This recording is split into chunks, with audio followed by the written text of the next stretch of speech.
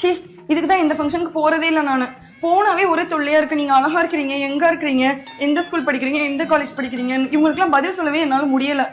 அது மட்டும் கிடையாது, போன வாரம் தெரியும்ல அந்த மாரியம்மன் கோயில கொளுத்துறவங்க ஒரு மஞ்சள் கலர் டப்பா எடுத்துட்டு போனேனே, அப்ப சிக்னலுக்கு ஒதுங்கி ஒரு காலேஜ்ல நின்னுட்டேன். எதுக்கு பிச்சை எடுக்கவா?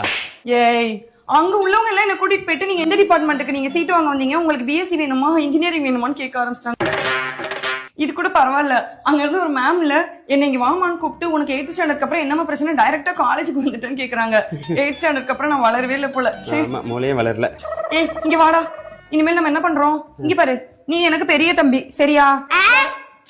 இரு, யாராவது வெளியே கேட்டாங்கன்னா இங்க பாரு, என்னை அக்கான்னு சொல்லணும். இவன் வந்து என் சின்ன தம்பி சரியா? இங்க வா. அப்ப நான் யாரு? நீ வந்து எங்க வீட்டுல இருக்கிற ஒரு வயசான மாமா. எங்க தாத்தா என்ன பண்ணிட்டாரு, ஒரு ஹார்ட் அட்டாக் வந்தனால 16 வயசு பருவம் அங்கேயே என்னை உனக்கு கல்யாணம் பண்ணி கொடுத்துட்டாரு. வெளியே யாராவது கேட்டாங்கன்னா இதுதான் நம்ம ஸ்டோரி சொல்ற சரியா? இங்க பாரு, அக்கான்னு சொல்லு. சரி ஓகே. ஏ சின்ன தம்பி அக்கான்னு சொல்லு. சரி இந்தா உங்க அப்பாட்ட போ. ஏய் வாடா. ஏ நில்லுங்க, நீங்களும் எங்க போயிட்டு இருக்கீங்க? பிள்ளைங்களுக்கு அக்கா எல்லாம் கிடைச்சிச்சு இல்ல, அதான் அம்மாவை தேடி போயிட்டு இருக்கான்.